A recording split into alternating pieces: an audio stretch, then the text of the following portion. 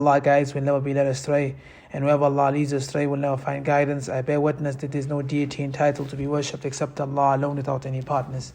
And I bear witness that Muhammad ibn Abdullah ibn Abdul Muttalib ibn al-Hashimi al-Qurashi is the final messenger and servant of Allah subhanahu wa ta'ala. Allah says, O you who believe, fear Allah as He should be feared, and do not die except as Muslims in submission to Him.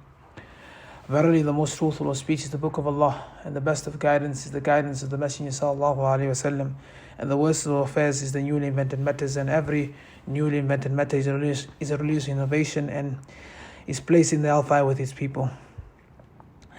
Amma ba'd, to proceed, we continue inshaAllah ta'ala by Allah's permission, Allah's favor, with our study and our read of Arba'un al-Nawawi by the scholar Sharafuddin Abu Zakaria Sharafuddin Ibn Murrah al-Nawawi rahimahullahu rahmatan wasi'ah. May Allah have mercy on his soul.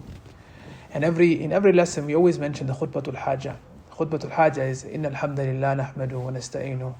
Just the benefit that comes to mind is that from the reasons why we know it's the Sunnah of the Messenger sallallahu alaihi wasallam that he began his sermons, or he began his advices on nasiha with this Khutbatul Hajah. And from the unique, beautiful stories when it comes to the Khutbatul Hajah, there was a companion by the name of Tha'laba. And this companion, and he was known to be a poet. One who was very good with words, very, very good with words. I remember that we spoke about this in the book of, if I'm not mistaken, Qawaid al-Arba or Nawaqid al-Islam. We mentioned how the pagans in the time of the Messenger sallallahu alaihi wasallam, they were people that were known by their poetry. The poetry was very good, and they loved their poetry. Like how you get people today who love their music. We ask Allah to protect us from that. Ameen. So he was one of the famous poets at that time, Tha'laba. So Tha'laba, and he heard about the Messenger sallallahu alaihi wasallam. And when he heard about the Messenger sallallahu alaihi wasallam him preaching and him calling to Tawheed and him calling to Islam in general, and so he told the people he wants to go to see this man who's doing this, because also from his ways he wanted to go and maybe put the Messenger sallallahu alaihi wasallam down in terms of his ways of speech, because he was gifted in speech. Remember, the poets are gifted in speech. They are very eloquent in their speech. Based on that, I remember the hadith of the Messenger sallallahu alaihi wasallam where he said, "Inna fil bayani la sihrun." Indeed, in the speech of men there is sorcery, there is witchcraft, because you find a person can beautify his speech, and then you can follow his ways based on just listening to his speech. Now, so Tha'laba, he travels and he goes to meet the Messenger sallallahu alaihi wasallam. This narration comes in Bukhari. He travels to go and see the Messenger sallallahu alaihi wasallam, and he gets there. He's waiting for the Messenger sallallahu alaihi wasallam. So when he gets there, the Messenger sallallahu alaihi wasallam is speaking.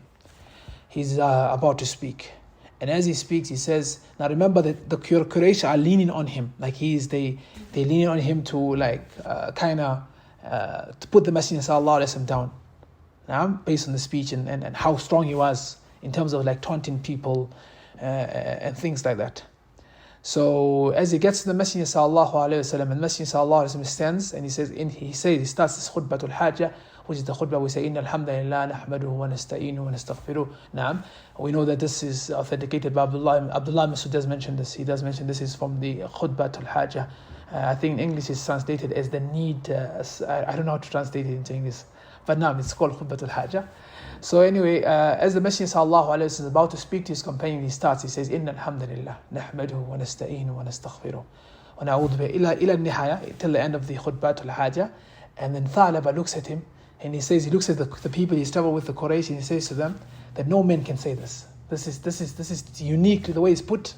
That you must know it's something he's receiving from a creator.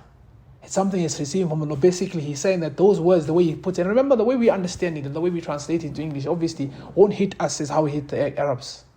It won't hit how an Arabic speaking person who hears it from the Messenger sallallahu alaihi wasallam. It won't be as if though you're listening to me or anyone who's saying it. So he mentions and he says, Inna alhamdulillah nahmaduhu wa nasta'inu, and he says no person can say these things. And Tha'lab al-Khushani, and Tha'lab, it's not Tha'lab al-Khushani, but Tha'laba himself embraced, this was the reasons for him is entering into Islam. So this is from the Sunnah of the Messenger sallallahu alaihi wasallam, that we don't just say it, but we say it because we follow in the Sunnah, and it has an effect. It has an effect. We start in something that's beneficial, that's mubarakah, like us going through a book, being the month of Ramadan. We want all the rewards that we can get now. So inshallah ta'ala we'll go into the book of Arba'un al-Nawawi. We are still on the Hadith Jibreel. This hadith has taken us 3 sessions now. But inshallah ta'ala we will try to finish it. We'll try to summarize it the way we finish it in this lesson inshallah ta'ala. I remind each and everyone the hadith that comes in Sahih Muslim of Abi Hurairah as well as Abi Sa'id, where he said, لا يقعد قوم يذكرون الله إلا أثتهم الملائكة وذكرهم الله في من عنده وخشيتهم رحمة. Meaning that there's no people that gather discussing, learning of Allah subhanahu wa ta'ala, except that Allah sends the angels surround them and mercy covers them from above, and Allah makes mention of these people, like how these people are remembering Allah subhanahu wa ta'ala. We ask Allah that we are from the people that are sincere. We ask Allah subhanahu wa ta'ala that we are from the people that learn His deen and implement it. And we ask Allah subhanahu wa ta'ala that this science, this knowledge that we studying, does not be a hujjah against us, does not be evidence against us on the day of Qiyamah, but it bees with us. It bees with us. It's on our team, it's on our side on the day of Qiyamah. Ameen. So yesterday, we're just going to do a small recap. We won't take much time in the recap inshallah, because I realize the recap does take much of our time. So yesterday we started from Iman. أخبرني عن الإيمان. We are on the narration of Abi Hafs, Umar ibn al-Khattab, who is the second Khalifa of Islam. Abi Hafsin, scholars mention that kunya is not from his child, in fact. It's just a kunya that he had. And it's not because he had Hafsa. It's not because he's Abu Hafsa, because of Hafsa, his daughter, the wife of al-Mu'mineen, the wife of the Messenger sallallahu alaihi wasallam. Rather, it's just a kunya that he had, and it's a nickname of his own. So here we are on this narration of Umar ibn al-Khattab, commonly known as Hadith Jibreel, Hadith al-Mashhur, the famous narration, the narration of Jibreel. Now, so yesterday we said he said, the Messenger, the Jibreel said to the Messenger sallallahu alaihi wasallam, "Akhbirni anil iman." Tell me about the iman. Now, and we mentioned it, and the Messenger sallallahu alaihi wasallam then said, "An tu'min billahi wa malaikatihi wa kutubihi wa rusulihi wal yawmil akhir wa tu'min bil qadri khayrihi wa sharrihi." Now, so what is he said it is to believe in Allah, His angels, His books, His messengers, the last day, and to believe in the divine decree, the qadr, and the good and the bad. And we mentioned from the benefits we said here, we mentioned that from Iman, we mentioned the statement of Imam al-Bukhari which comes in the Imam al-Laka'i brings in his Sharh Sunan al-I'tiqad Ahl al-Sunnah wal Jama'ah. He says that Imam al-Bukhari said, لَقَدْ تُفْتُ الْأَمْسَارِ وَلَكَيْتُ أَكْثَرَ أَلْفَ رَجُلًا مِنْ أَهْلِ الْإِلْمِ كُلُّهُمْ يَقُولُ الْإِيمَانِ قَوْلٌ وَعَمَلٌ يَزِيدُ وَيَنْقُصُ. We brought the statement of Imam al-Bukhari where he said that I have traveled in the lands of the Muslims and I've met over 1,000 people of knowledge. كُلُّهُمْ يَقُولُونَ. Every one of them are saying, each one of them are saying, Al-Iman qawlun wa amal. The Iman is the speech and the action. It increases and it decreases. Now, and then we mentioned this is the statement of Ahlul Sunnah. This is the view of Ahlul Sunnah. And the fact that Imam al-Laka'i, he brings in his explanation of Sharh I'tiqad Ahlul Sunnah wal Jama'ah, this tells you how many teachers Imam al-Bukhari had. Like this, it means Ahlul Ilm, people of knowledge.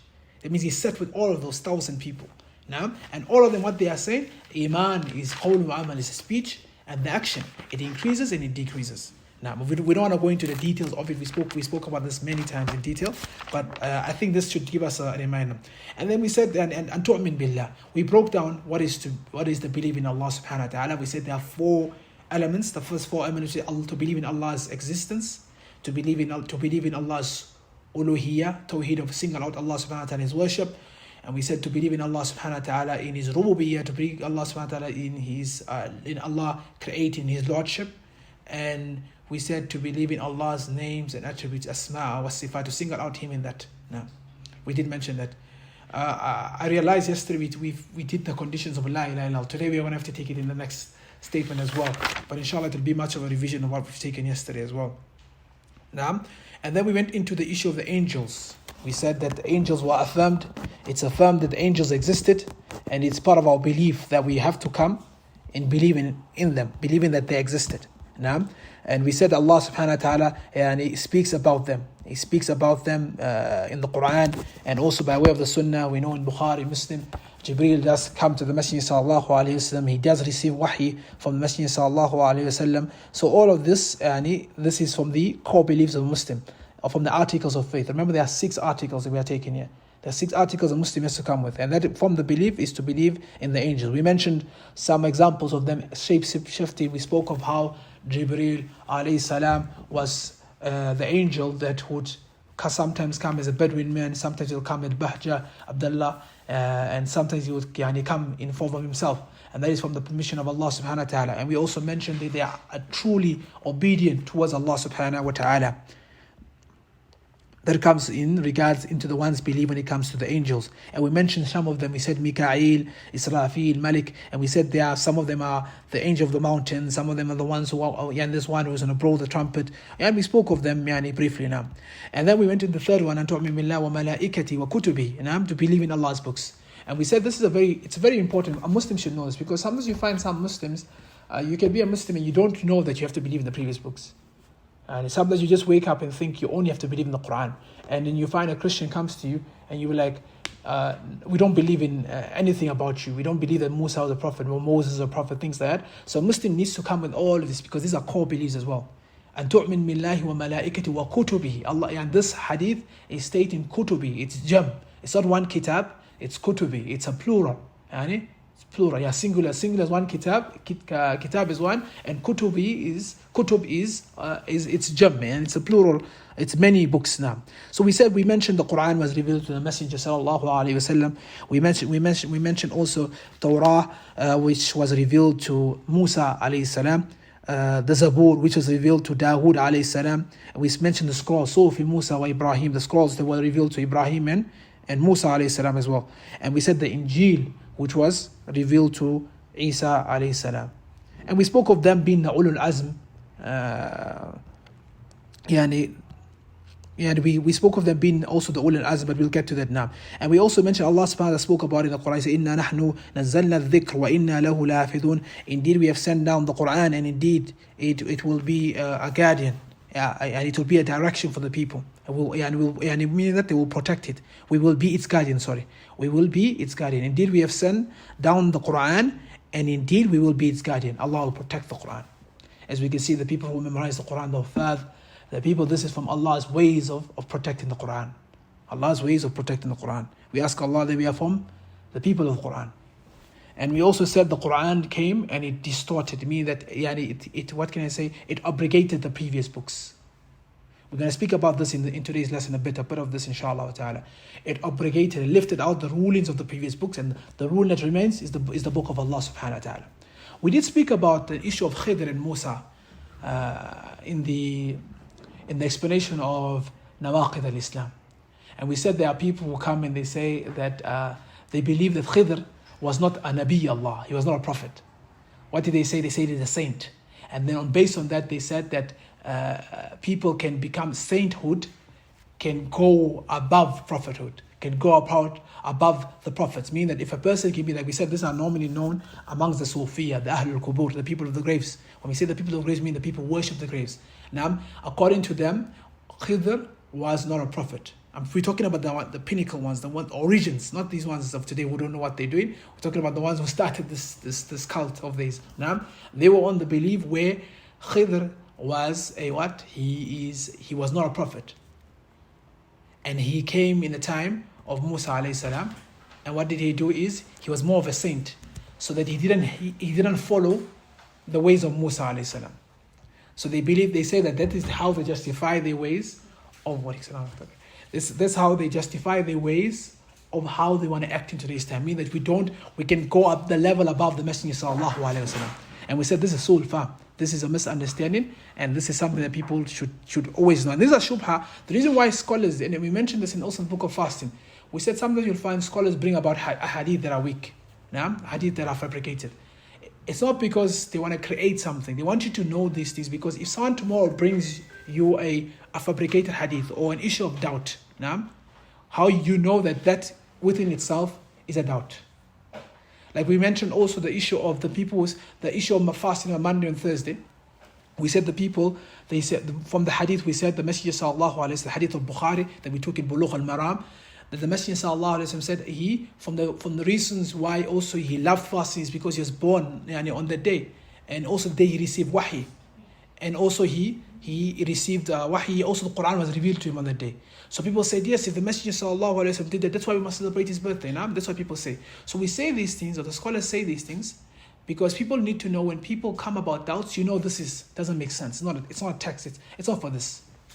And that's another thing of finding again. That's why we spoke about the scholars in the past. We said a scholar is a person who is a mujtahid, who is a hardworking. And we spoke of when we say consensus, when the scholars have a consensus, we are those scholars. It's not me, it's not anyone.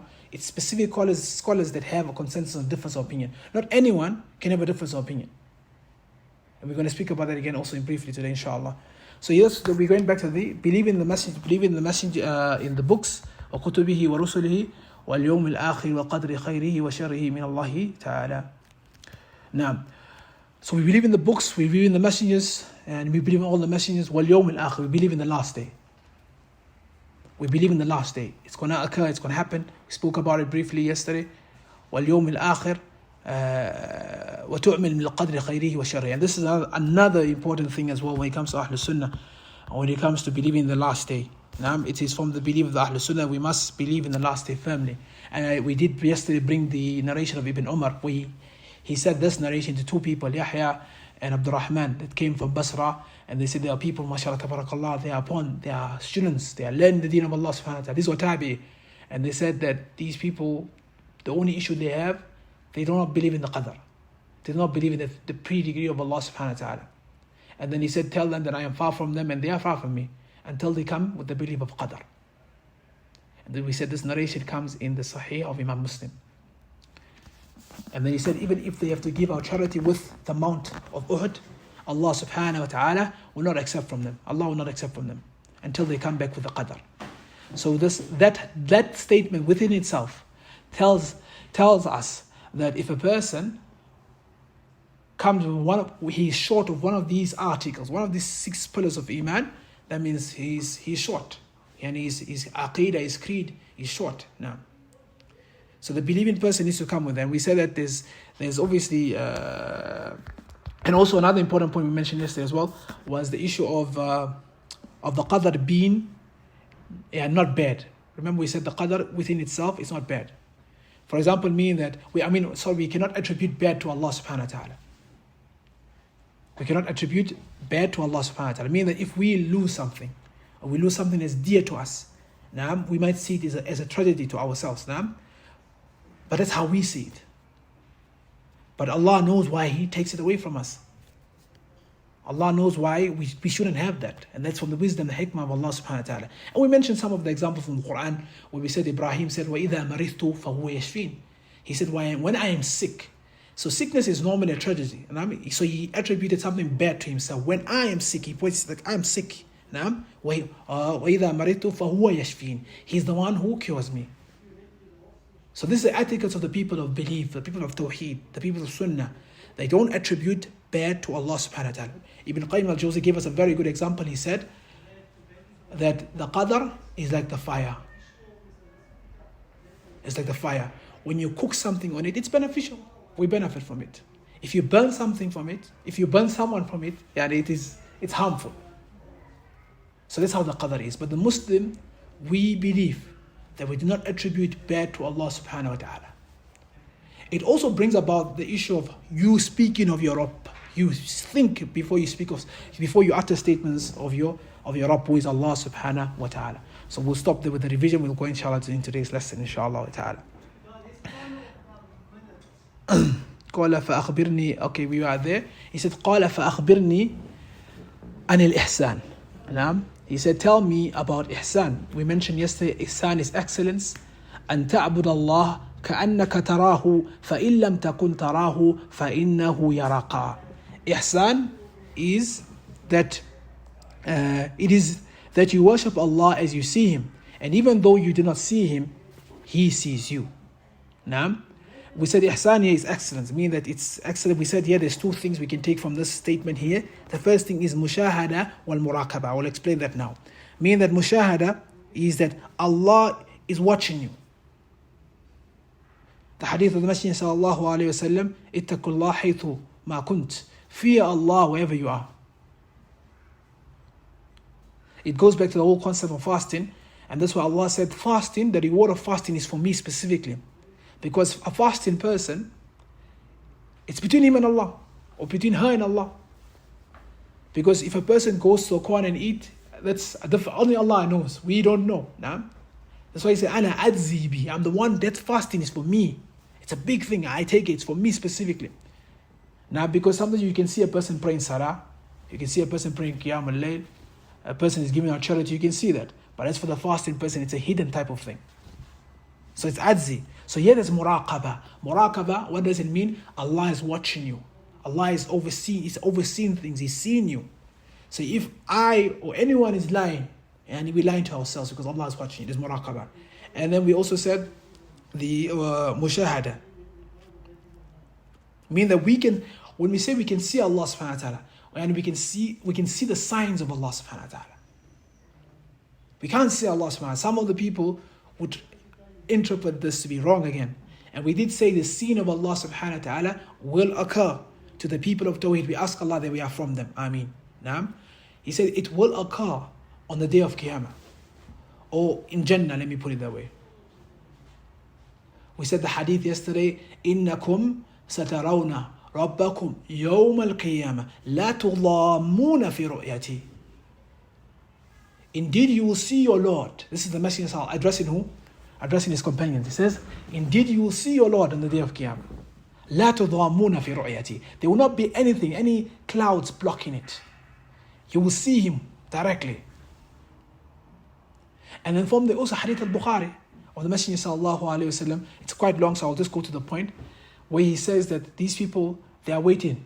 The people of Jannah are waiting. And they said, and Allah is asking them, what are they waiting for? They'll say they're waiting for this. Have they seen it? And Allah will, the people will say, we have not seen it. Allah will open for them Jannah. And they said they are waiting for something else. They said, have they seen it? They said they have not seen it. Allah will give them a greater reward. And the final reward is the sighting of Allah subhanahu wa ta'ala. And they said, this is for the believers. They believe in the people of Tawheed. Hadith al-Bukhari. Where I remember the reader that was saying this. Yeah, he goes emotional when he speaks about this hadith because it's very powerful. The sense of the people of Jannah when they get into Jannah, and then they don't know who they've been worshipping Allah subhanahu wa ta'ala. They've not seen Him, and now they are yearning to see Him. And Allah subhanahu wa ta'ala says, have they seen? Have they seen? And the angel says, they have not seen. They've not seen you. Then Allah subhanahu wa ta'ala, and then will be create the sighting, the scene of Allah subhanahu wa ta'ala.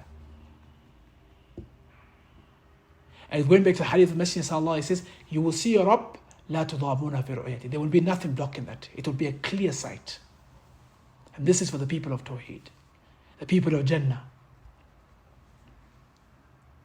And then also we said the Messenger sallallahu alayhi wa sallam, scholars differed on this opinion. We said the scholars that came, they differed on this thing of the Messenger sallallahu alayhi wa sallam seeing Allah subhanahu wa ta'ala.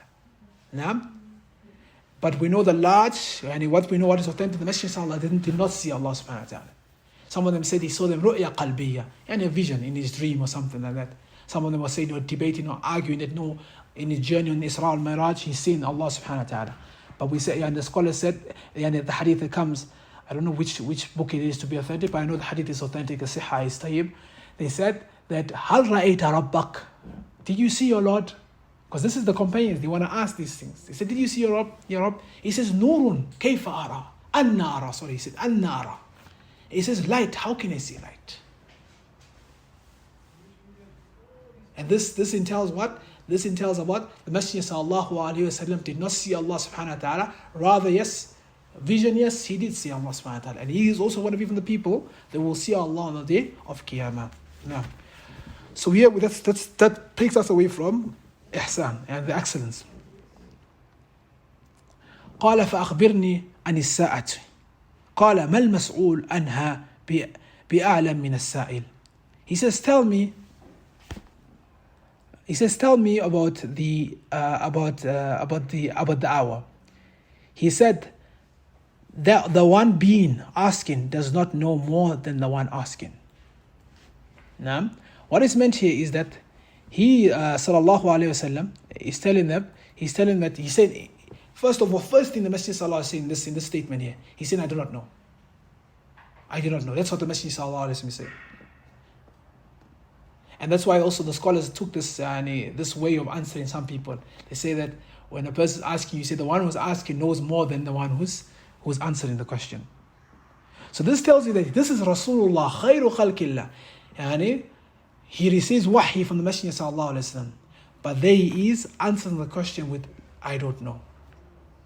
And the scholars take from this a benefit that if you do not know anything, it's best that you say you don't know. This is for the teachers, this is for the students, for everyone. Do not contradict the Islam.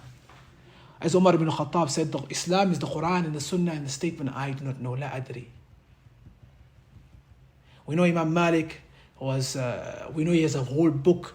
One of his students compiled a whole book where they're speaking of the fatwa, on the rulings where he says he does not know. He does not shy away from that. We all know the famous narration that comes of there's two that come in Sirah Naman Nubala. The first one of Imam Malik rahimahullah ta'ala, everyone has to know this one. I think every Muslim needs to know this one. Everyone has to see it somewhere. Where someone came from Misr. Remember, Imam Malik was from the scholars that never traveled. He only stayed in Medina. He believed that Medina it is. That's it. He was not like your Imam Ahmad, your Imam Shafi. They travel a lot. But as for Al-Bukhari, Muslim, they travel. But as for Imam Malik, he stick to Medina. He also has a view where he says that some of his views in fiqh, you will see him saying the people of Medina didn't do this. So that's his way of establishing his evidence. He says the people of Medina, this هذا ليس من أهل المدينة. So Imam Malik rahimahullah, a person came, traveled and asked Imam Malik a question. He said, Ya Imam, we want a verdict of kada wa kada wa kada. And then Imam Malik said, La adri, I do not know. And the person said, what I'm going to tell the people, because you are the Imam. I've traveled so far to take this verdict. He says, tell them Malik bin Anas does not know. And the person pushed back and forth. And Imam Malik told him and stood in his position, meaning that he does not know. So this goes to all of us, myself, firstly, that if we do not know something, fala bas, there's no problem in saying you do not know. Or returning back to the people of knowledge. Remember that all of us, especially now, we're just doing nakal. Nakal means transmitting what the scholars, even for us to do this book here, we're transmitting what the scholars, these are statements of the scholars. It's not really our statements or making our explanations by ourselves. So statement of I don't know, this statement came from he sallallahu alayhi wasallam. No one else. And no one should shy away or feel bad that, they're going to look down upon you. You don't know that. It's fine. It's fine. Many students can tell you how many times, I remember one of my friends were telling me, he was sitting in one of the dars in Riyadh, one of the lessons in Riyadh of Shaykh Salih al-Fawzan, and he counted the amount of times Shaykh Salih al-Fawzan says he does not know. So if you want to find a scholar that answers every single thing, there's something wrong there. There's something really, really wrong with that scholar. So we ask Allah subhanahu wa ta'ala to protect us from that. That's the benefit we can take from that statement. ما المسؤول عنها عن بأعلم من السائل. يعني the one who's asking knows better than the one who's answering. قال فأخبرني عن أمراتها. يعني قال فأخبرني عن أمراتها. Mean, tell me about its signs. نعم. And then the Messenger sallallahu alayhi wa sallam then says الأمراتها. He then says, قال أن تلد الأمة ربتها وأن ترى الخفاة العراة الآلات الرياء الشائر. نعم.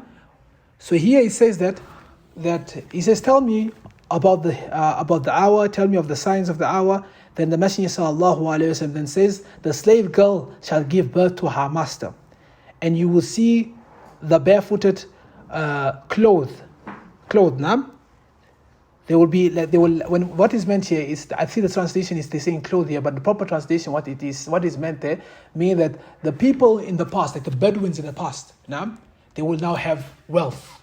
They will have wealth and they will have everything, and they will be competing. They will be competing, as he says, Amarati, he says they will competing with يتتاولون في بنيان, meaning that they will be competing in the skyscraper, the lofty buildings. And that's what's happening in today's times. Now we're going to explain this part of the hadith now, inshallah.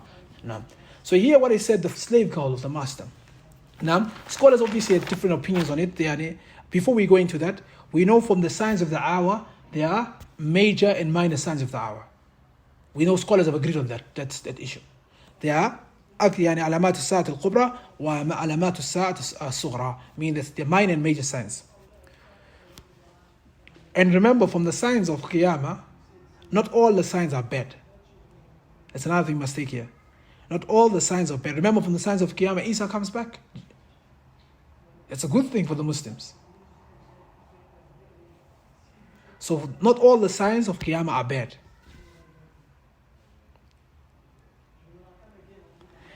And then we know that from the greatest signs also was the Messenger sallallahu alaihi wasallam coming. He said in the hadith, "Bu'ithtu ana wa sa'at hakadha." We said, I was sent, or was brought. He said, I and the hour were brought up like this. He took his two fingers and he put them together. So mean the Messenger sallallahu alaihi wasallam is a sign of Qiyamah.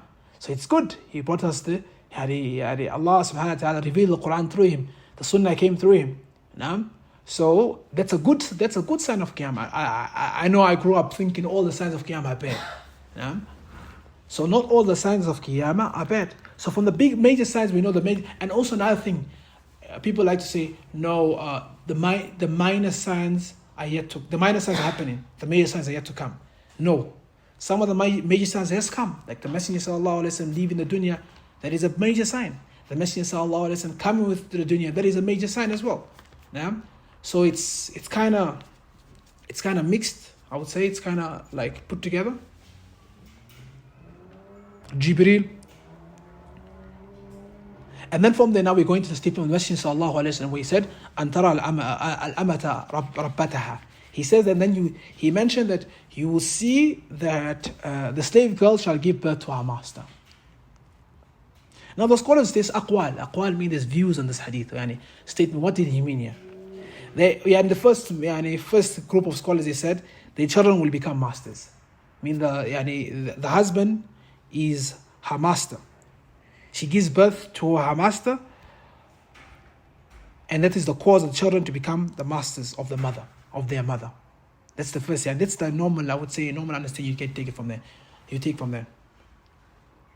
So in Islam, and remember now slaves has been abandoned. Remember it's lifted.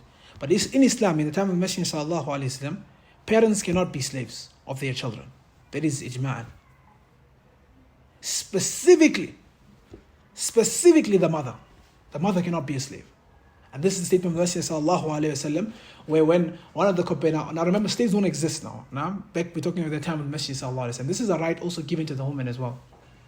That the father does not have. You find what happens is, if a son, now I'll give you an example in the time of Jahiliyyah, the time when Islam, pre-Islam period, or whilst Islam just came in. If a son finds his father being a slave, for example, then he frees him. His rights of a father is cut off from the son. But for the mother, it doesn't cut off. That's a right of the mother. I hope I'm making sense. So here, that's the first view. They said the child will now become the master and the mother is going to be under him. That's the first view on the statement of Messenger sallallahu alaihi wasallam. The second view is the common view, the one we hear all the time. Disobedience of children to their parents. Disrespectful. The child treats the parent as if though he or he is under them. Ala kulli hal. Scholars have taken both meanings. And I would say what is evident and what is strong for us to use is for our times today. Meaning the children disrespecting the parents. That is what is. Because we know slave the times of slave, it's now abandoned. So those are the two views based on this statement of the Messenger sallallahu alaihi wasallam, and the most strongest one is the child is disrespectful towards the mother. This is from the signs of Qiyamah. And then we go into the last part of the statement. He said, "Antara al-hufata ura al-alata ri'a الشاء يتطاولون في بنيان." Meaning that you'll see people, as we mentioned, that these people, you'll see the Bedouins. They didn't have much, yeah?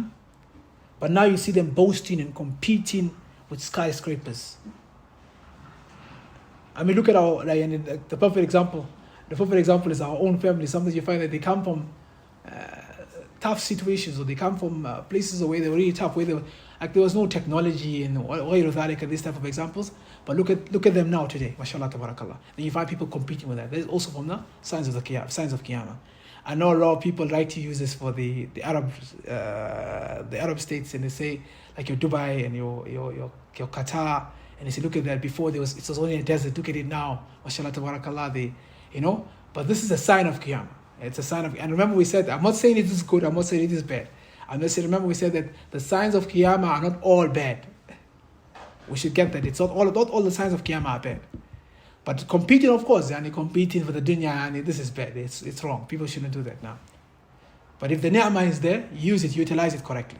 And that does not mean a person reads this narration and say that no, I don't want to compete, I don't want to get technology, I don't want to advance, I don't want to be updated, so I'll live like a caveman or a Bedouin. Now, this is not what Islam is. This is what this hadith is saying. The hadith is just saying people will compete with it. So it means that you avoid being a person that's competing. What do? You be a person that utilizes the ni'mah of Allah subhanahu wa ta'ala in the correct form. You do it properly. You use it properly, utilize it correctly. We did speak about this in tafsir. فَأَمَّا بِنِعْمَةِ رَبِّكَ فَحَدِّثْ. As for Allah's bounties, you speak about them and you utilize them correctly. And Allah does say that Allah loves His slave when they utilize their ni'am, their time, their money, their wealth, their family, they utilize them in the correct way. So that is also what it is here. Because some people might look at this hadith and be like, no, I want to be this, and other soul fam. This comes from a bad understanding of the narrations. And now it brings us towards the end of the hadith. He says, قَالَ ثُمَّ انْطَلَقَ. Then he went away. فَلَبِثْتُ مَلِيًّا ثُمَّ قَالَ. He stayed for a long time, for a short while. It can be maliyan, can be translated to a short while or a long time. But he stayed for a while, not speaking. ثُمَّ قَالَ. And then the Messenger sallallahu alaihi wasallam said, يَا عُمَرُ أَتَدْرِي مَنِ السَّائِلُ. He says, Ya Umar. He says, do you know who is the questioner? Who the questioner was? Naam. This is the Messenger sallallahu alaihi wasallam asking Umar ibn al-Khattab. He says, أَتَدْرِي مَنِ السَّائِلُ. And then he said, Allahu wa Rasulu a'lam. Allahu wa Rasulu a'lam. Allah and His Messenger knows best. Now here there's another benefit I want to take also from this statement here. Allahu wa Rasulu a'lam. Allah and His Messenger know best. This statement here, the scholars say, it was a statement that was said only when the Messenger sallallahu alaihi wasallam was alive. For example, if someone has to ask you a question now, you want to say you don't know, you cannot say Allahu wa Rasulu a'lam. Rasulullah is not alive now. So you can say Allah knows best. Allahu a'lam. It brings us back to the point where I was mentioning now, that if you don't know something, you say you don't know, or you say Allah knows best. And we said this is taken from the Messenger sallallahu alaihi wasallam himself. It is okay not to know something. Because I see a lot of people push that, and they ridicule a lot of people, like, no, he doesn't know that, or she doesn't know that. She's going to lessons, but she doesn't know that, and they put you down. These things shouldn't put you down. It's fine for a person not to know something. So here the statement of Allah wa Rasul a'lam, it's only for the time when the Messenger sallallahu alaihi wasallam was alive. As for now, if you want to say, the best thing is to refer to Allah, Allahu a'lam. So he says Allah and His Messenger know best. Naam. Then the Messenger said, قال فإنه جبريل آتاكم يعلمكم دينكم رواه مسلم. This brings us to the end of the hadith now. He says, it was Jibreel who came to teach you your religion. Jibreel now came to teach you your religion. So here the Messenger sallallahu alaihi wasallam, what does he do? Another unique thing also that he does. He attributes the knowledge to Jibreel. Meaning, if you ask, and this is what the scholars benefit here. If you ask a question, a lesson or anything, now, for the people, for someone, maybe someone says, ask teacher for this, ask sister for this. Now, if you ask a question for someone else, mean that both of you are getting the reward. Both of you are getting the reward. Yani you get the reward for asking and you get the reward for passing the message now. The questioner and the teacher. Like Allah subhanahu wa ta'ala, when he mentioned in Surah 2, when he speaks of Harun and Musa, when they made the dua, he says, قَالَ قَدَ أُجِبْتُ دَعْوَتُكُمَا. Yani Allah says that when these people asked, yani they asked together, yani they asked the question, they asked to seek Allah's aid, Allah said, Allah answered both of them. Allah rewarded both of them, Musa and Harun. So walillah alhamd, yani, there's much to say of this hadith, but inshallah we'll stop here with this hadith here. There's many good books. I know Shaykh Abu Hassanah al-Abbad explains a whole book of this hadith Jibreel. He's explaining very, very detailed, and it's a beautiful hadith. It's hadith where a messenger, a Malik messenger. Remember, the messenger Jibreel also is a messenger. He's coming to give the messenger sallallahu alaihi wasallam information as well. So there's also a few things I wanted to mention. From the things I wanted to mention was there are a few ways how the messenger, this is one of the ways how Rasulullah received wahi to Jibreel. Now, so the few ways I wanted to mention about 6 ways of how the messenger sallallahu alaihi wasallam receives wahi. The first one is, we mentioned this in Hadith al-Bukhari when we spoke of Surah al-Duha, we saw Surah al-Iqra, the sabab al-nuzul, the cause of revelation. There we said that the messenger sallallahu alaihi wasallam receives a truthful dream. A truthful dream comes, subhanallah, time is gone. A truthful dream. Now, the second way of him receiving wahi is by divine inspiration. It's placed in his heart directly.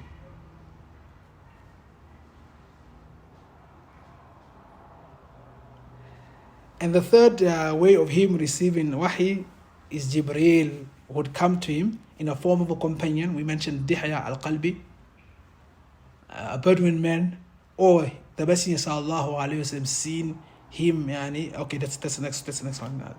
Jibreel will come in the form of a Bedouin. That's the third one. He will come in the form of a Bedouin man, or he'd come as Dihya al-Qalbi, the companion we mentioned. And the fourth way of how the Messenger sallallahu alaihi wasallam used to receive wahi is Jibreel would come to him in his true form. What is the true form of Jibreel? 600 wings. And this has reached us by way of hadith as-sahih. He would come to him in his true form. And the fifth way of how he sallallahu alayhi wasallam would receive wahi, revelation, is that Allah would speak to him with no intermediaries. Now remember, here is speaking, not seen, speaking.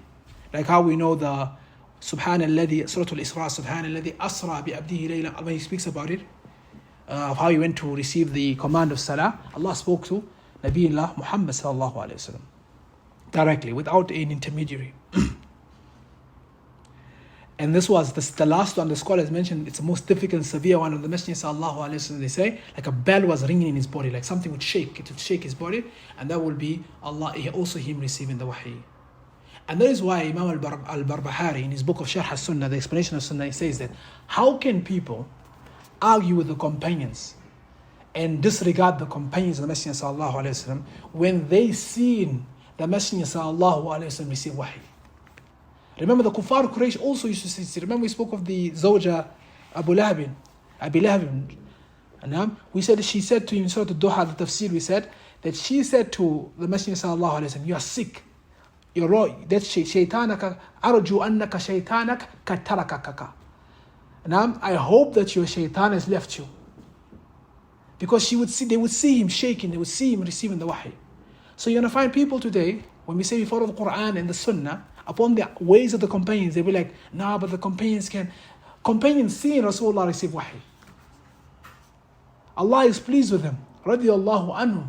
Allah is pleased with these people. So that's why the companions will always hear, for example, Surah Al-Ma'idah, the tafsir of Surah Al-Ma'idah, Sabab al-Nuzul, Aisha, al-Mu'minina mentions, he said that Allah says, Ya ayyuhalladhina amanu, awfu bil-uqud. O you who believe, hold your contracts, keep your words, be by your words. Aisha said, when this verse was revealed to the Messenger sallallahu alaihi wasallam, the camel shook. And then she told the companions, when you hear, Ya ayyuhal ladina amanu, isma' sam'ak, fasma', yani open your ears. When you hear, because the message is to you, Allah is addressing us. So this tells you the severity of the companions, how they know of how the wahi, the Messenger sallallahu alaihi wasallam, receive wahi. SubhanAllah, I wanted to start the other hadith, but time is against us. So inshallah ta'ala, we'll go through it tomorrow, inshallah. The next narration is the narration of, I think it's of Umar ibn Khattab, if I'm not mistaken, the pillars of Islam. The pillars of Abdullah ibn Mas'ud, I'm not sure. So it's the pillars of Islam. We did take the part of the pillars of Islam. So I think what we're going to speak briefly in this narration is maybe the first two pillars briefly, like Salah, and the other ones we'll just go through them, just reading them normally. That way, inshallah, we don't take much time on it, inshallah ta'ala. So we'll stop here today, bi'idhnillahi subhanah. If I said anything that's incorrect, it's for me, a shaitan, and Allah and His Messenger sallallahu alayhi wa sallam. I pray for it.